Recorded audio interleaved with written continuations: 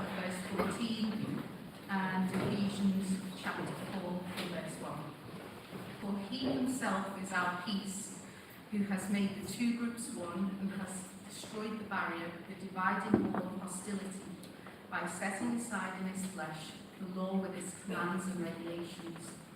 His purpose was to create in himself one new humanity out of the two, thus making peace, and in one body to reconcile both of them to God through the cross, by which he put to death their hostility. He came and preached peace to you who were far away, and peace to those who were near. For through him we both have access to the Father by one Spirit. Ephesians 4. As a prisoner for the law, then, I urge you to live a life worthy of the calling you've received. Be completely humble and gentle. Be patient, bearing with one another in love. Make every effort to keep the unity of the Spirit through the bond of peace. There is one body and one Spirit, just as you were called to one hope when you were called. One Lord, one faith, one baptism, one God and Father of all, who is over all and through all and in all. So on a day today, like today, Remembrance Sunday, it gives us an opportunity to reflect on the reality of war. To stop for a moment and think about what it's really like. We mourn the effect that it has. We remember those who have died in wars, perhaps people known to us personally, but if not, certainly we remember people who have died in the world, and as we do that, it does make us mourn, it makes us sad, and we long for those wars to stop. It might be that you are praying for a particular war to stop. Maybe you're praying for peace in the Middle East. But history tells us that when wars do stop, there's rarely peace. I was reading an article this week from a journalist who is from Gaza. She's been evacuated now, but she's been documenting her own experience there, and she wrote of how she reacted to the news that there was a ceasefire a month ago. She said that a cousin had phoned her from Gaza, and the cousin had said there's a truce, but no one feels safe. And she writes, in the media, that a truce means a bombing has stopped, but in Gaza, it's a frightened breath. And she reflects, will this fragile truce bring us back to life? The answer is no. Life doesn't return through political decrees and signatures on paper. It might return when we dare to look in the mirror without fearing what we survived. See, today we might mourn the way that war ravages people and places, but wars ending don't bring peace. When the last bullet is fired and the last bomb is dropped, there's still fear, there's still division, there's still hatred. If we want peace, we've got to have more than ceasefires and disarmaments.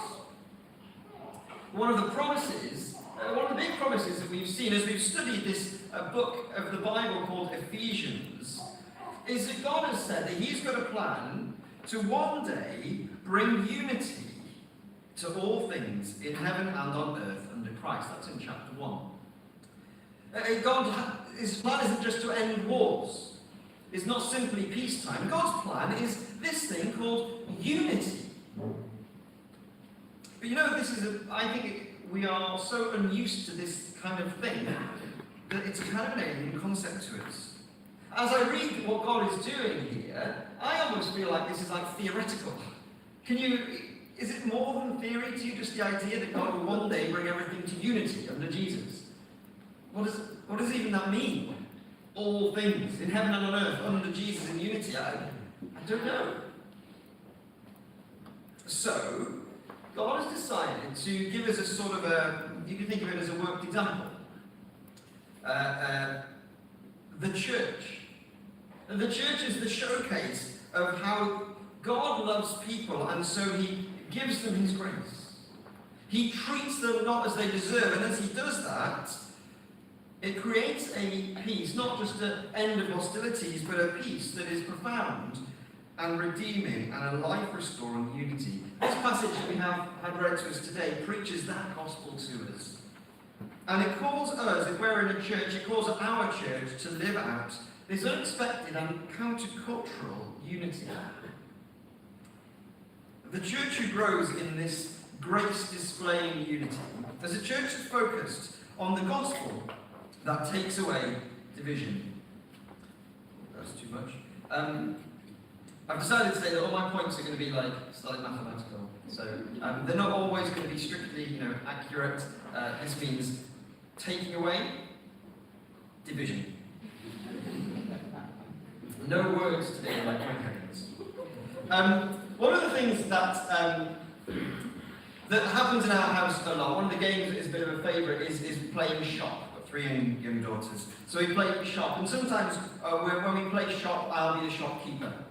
And so I'll be there with my wooden till and all the wooden groceries, and they will be there ready to come to the shop. They've got little plastic money and little cardboard notes. And the idea is they come to my shop and they give me the little bits of plastic money, and I give them what they ask for, and then that's good. That should work out just fine, shouldn't it?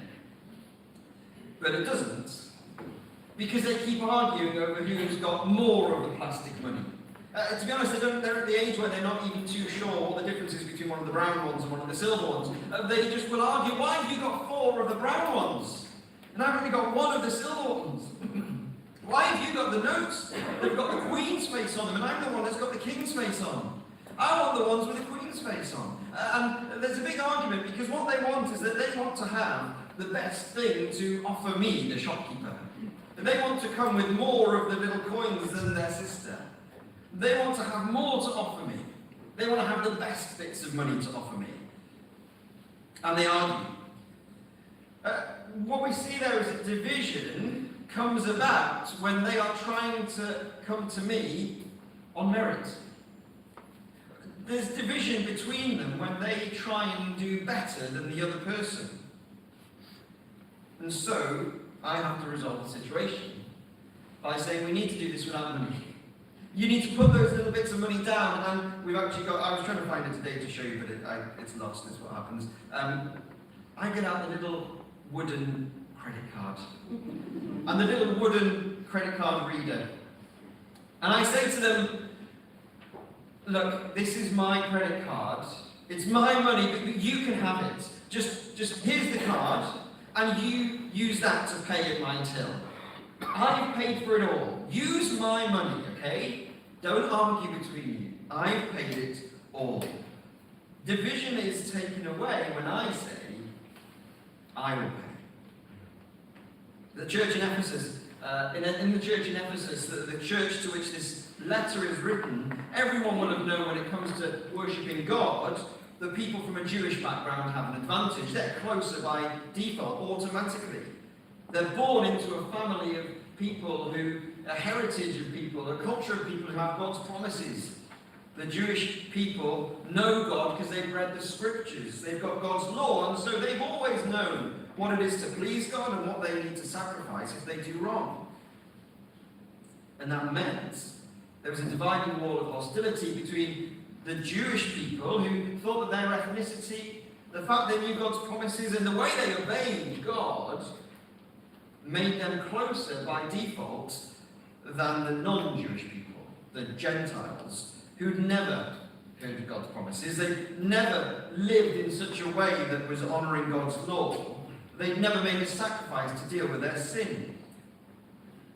Even when there wasn't war between Jews and Gentiles, there certainly wasn't peace. But verses 14 and 15 explain that dividing wall of hostility has come down because God says, actually, I'll pay. For he himself is our peace, who has made the 2 groups one, and has destroyed the dividing wall of hostility by setting aside in his flesh the law with its commandments and regulations. Jesus lived to fulfill everything the law requires. He's fulfilled all the obedience and he's fulfilled all the punishments. So the Jewish people who want to relate to God by the law say, well, Jesus paid it for me. And the Gentile people, who who don't relate to God by the law say, well, Jesus paid it for me. The Jew and the Gentile both relate to God the same. Now, it might be that you are familiar with that idea that we relate to God on the basis of what Jesus has done. That might be the basis of your Christian faith. That might be what you believed when you became a Christian. It's not through what I've done, it's through what Jesus has done. And that's great, but you know what? There's an implication to that this passage brings out that I think we sometimes don't always talk about. And it's that if Jesus pays it all, division is removed. That's hard to live out if you keep thinking you've got a kind of level of morality better than others. There's some Christians you'll see have the impression of being mature Christians. Christians who are doing it well. You can see in their life there's nothing particularly evident that is sinful. You don't think their lifestyle is disgraceful as a Christian, but they don't have many things in their past that they're ashamed to share with people. They know their Bible really well. And so people living like that seems to be in a kind of a close walk with God, can sometimes look down on other Christians who are still working out what repentance looks like, who still have hangovers from a previous lifestyle, who get quite a lot wrong, who miss church, who say things that don't quite make theological sense. Sometimes Christians who say they're mature can actually be rude and arrogant about those people, quick to tell them how wrong they are, as if there's this two tiers, that I'm closer to God and you're not. If that is you, here's the warning, that's actually not maturity, that's a tell of being immature as a Christian. That you're thinking about what you're doing for God rather than what He's done for you. And you're putting back this wall of hostility between you and other people. And people who are really mature Christians, you see that they cut those people quite a lot of slack. People who are really mature Christians keep dwelling on how much Jesus has done for them. People who are really mature Christians are not so quick to separate out people who are not getting it right from those who are. They think how much they've been forgiven, how much they need Jesus. And if they do need to correct someone or help someone else, they offer them Jesus. Because the church that is mature, that grows in unity, is constantly oriented around the Jesus paid at all grace, and that we see takes away what we do for God, and what we did wrong, and what you did wrong, and what you do for God. It takes that away and treats us as others in a way that shows that division is removed. But it's not just that means hostility is ended. It means that there's a peace where two become one. See, that's not really a mathematical operator in the middle, but there you go, two become one. Verse 15 says, his purpose was to create in himself one new humanity out of the two, thus making peace. I think we can miss how big this verse is, how significant it is, how this verse can change everything. If I were to ask most Christians, why did Jesus die on the cross?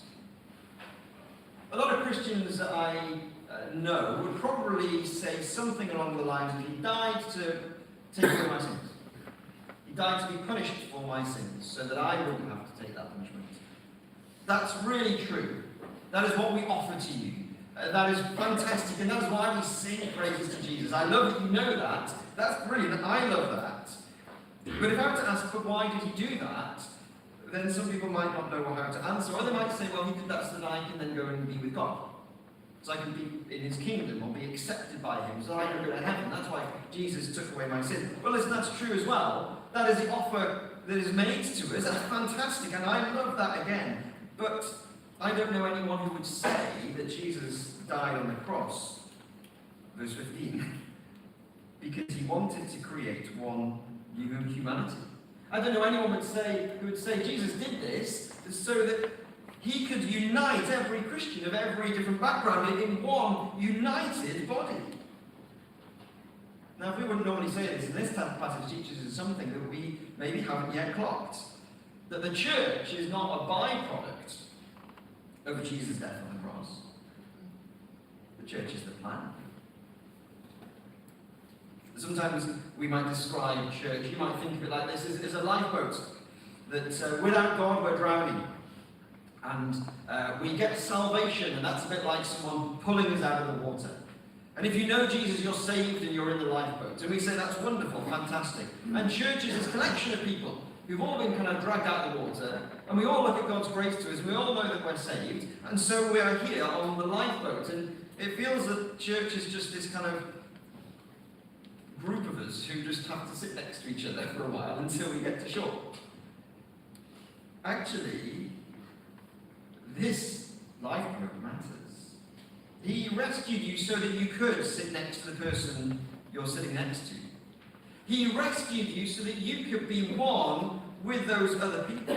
God's purpose in the cross, it says it here, was to create a group of people who are deliberately different from one another, as different as a Jew and a Gentile, and make them one. To say, he doesn't just want co-passengers on the way to heaven, he wants this unity between us. Not an end to hostility, but a profound unity. For through him, we both have access to the Father by one Spirit. And this is the first verse of the next passage. If we move into verse 19, consequently, you are no longer foreigners and strangers, but fellow citizens with God's people and also members of his household. This is the calling of the church. One new humanity. People from different backgrounds. People in one body who are from cultures far from God and from cultures near to God. People who are from Christian cultures and Muslim cultures and Hindu cultures and secular cultures. People who become one from a church kind of background, grown up going to church, and people who've never been to church, coming together and being united. Now, Paul recognizes that we need to pick this up and run with it, but it doesn't necessarily come easily. This is why we went to chapter 4. He says, as a prisoner for the Lord, then I urge you to live a life worthy of the calling. And that's our calling, unity, oneness. This isn't just him saying the calling as in like, let's be good people. He's saying, no, the calling of the church, to be one, do that, but you have to be completely humble and gentle and patient and bearing with one another in love. If you're told to be patient and bear with one another, then it's clearly not easy. It clearly means there's going to be people around you who you're going to trip up over. Very often I think the two groups that can interact in church life, and certainly in our church life, is where we have a sort of a church culture, things that in our country we think all Christians do, and we have people who come to our church and become Christians who've never experienced that. And so there's a cultural difference from what they think it might look like living for Jesus and what we might think it looks like. And sometimes it makes us trip over or trip up on one another's differences. That we can easily tend to think that if you've been going to church a long time, if you've grown up in this kind of culture of how Christians should behave, we tend to take on cultural ideas that Christians should respect others, honour God, and that means we mustn't do things like gambling and swearing, and we've got to dress at church a certain way. You've got to treat your Bible a certain way, never put it on the floor. You have to celebrate Christmas in a way that's distinctly Christian, or maybe not at all. We've got all these ways that we live as Christians that are sort of cultural. And people not from that culture find it very difficult to know what we do. Sometimes we find it very hard to know how to behave with one another. We've seen, even in our church, a man from a Christian background seeing a woman who's come to Christ from completely secular culture, and the way she dresses for church, he interprets as trying to kind of make an impression, trying to impress people, outward show. But that's not it at all. It's just this difference in culture, people from different backgrounds not knowing how to behave around one another. We've seen people from a Muslim culture who see somebody putting their Bible on the floor and assuming that that person wants to dishonour God and is disrespectful, when The Bible doesn't say one or the other is a sin, but it's that cultural thing. We've seen people from a conservative Christian culture not really knowing what to do when they see somebody who's a Christian who has tattoos and they're smoking. They make the assumption they must be backsliding. We don't always know how to behave when two groups become one. But we do know how to behave because it says it there in verse 2. Be completely humble and gentle. Be patient, bearing with one another in love. I think there are 3 maybe pointers that can help us know how to interact with other people. Firstly, recognise how our own practices and cultures may just be quite cultural. The things we do when we live as Christians may just be the ways we've inherited things, not necessarily morally absolute. And recognise whether you're from especially if you're from a Christian background, that we are not getting it all perfectly biblically right. And that means we should therefore secondly go easy on other people when they live their Christian life differently to us. And thirdly, we should reach out for the sake of unity with those people. Get to know them. Don't stay away from people who are different to you. Don't stay away from people who are here from other cultures. Get to know them, serve alongside them. See, church is supposed to be a place where this happens. This is our calling. But it's uniquely a place where, because we're shaped by grace, we make every effort not just to tolerate each other, but to reach out across those differences, to love and serve one another. Church should be uniquely a place where we grow in unity around communion with God as brothers and sisters, not just co-passengers. We both have access to the Father by one Spirit. So I want to be a church where division is taken away, where 2 become 1, and I think a good way to do that is to be a 3+1 church. I quite like this picture. It was mentioned as we discussed this passage on staff this week. And it's a picture that I think encapsulates a good way of living this out. See, a lot of connect groups in our church, small groups who meet midweek, meet on a pattern of 3 weeks of Bible study and 1 week of social. This is what our socials look like. Evening sun, delicious food, drone camera from above. 3 weeks of Bible studies and 1 week of a social to get to know one another, and we do think that that's what it's for. 1 week of a social to sort of grease the wheels so that we can chat with each other, get to know each other, so that when we get back to the Bible study, the real thing, we'll be able to chat a bit more. We'll know each other a bit more. Very often we think that the 1 week of social prepares us for 3 weeks of studying the Bible. This passage tells us it's the other way around. We have 3 weeks of Bible study so that we can know the gospel, so that we can learn how Jesus' death makes the 2 groups one, which climaxes in the 1 week where we get to live that out together, where we make that a lived reality. His purpose was to create in himself 1 new humanity out of the 2, thus making peace, and in 1 body to reconcile both of them to God through the cross. That's us, that's what's happening here.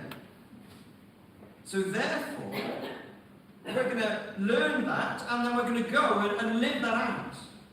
So let's make every effort to keep the unity of the Spirit in bond of peace.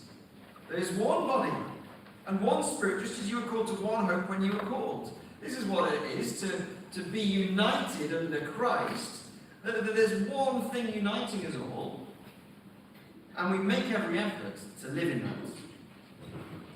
A good response to this is to see time together with other Christians in a local church as the amazing way God demonstrates to us and to the world what that means to bring all things together in unity in Christ. When we spend time together, when we share life together, that's when we get to display it.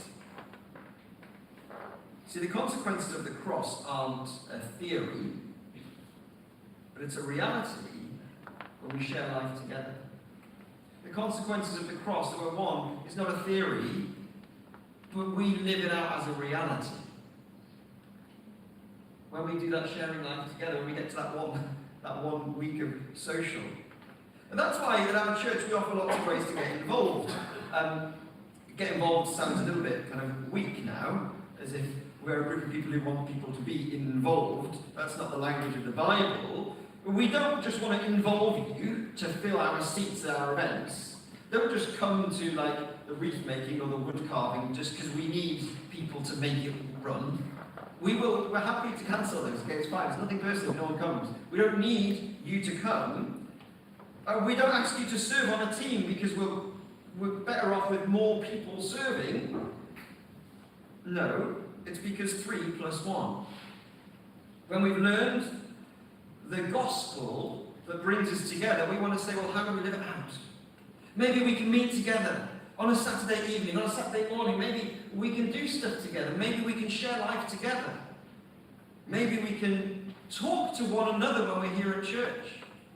One of the things that is like Marmite in our church is that time earlier on where you're asked to chat to the person next to you. I don't know how you feel when that happens. Not everyone likes to come to church and get told, chat to the person next to you, or even sometimes we say, find someone you don't know, you can leave your seats and walk across the room. Do you like that? And then if you don't know how to have a conversation, we say, oh, there's a chat question. And you can tell each other what your favourite flavour of ice cream is or whatever. Not everyone likes that. We know, but we're not interested in stopping it. Because we want to make sure that when you're here, you get to make every effort to live in this unity and the bond of peace, to find someone you don't know, find someone who's different to you. Afterwards, we're going to say stay for tea and coffee.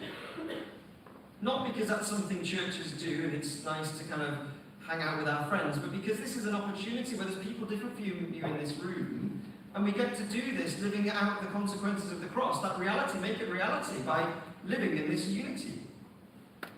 We've got men's and women's ministries so that we can have men from different backgrounds coming and sharing life with each other, women from different backgrounds coming and sharing life in a safe environment with one another.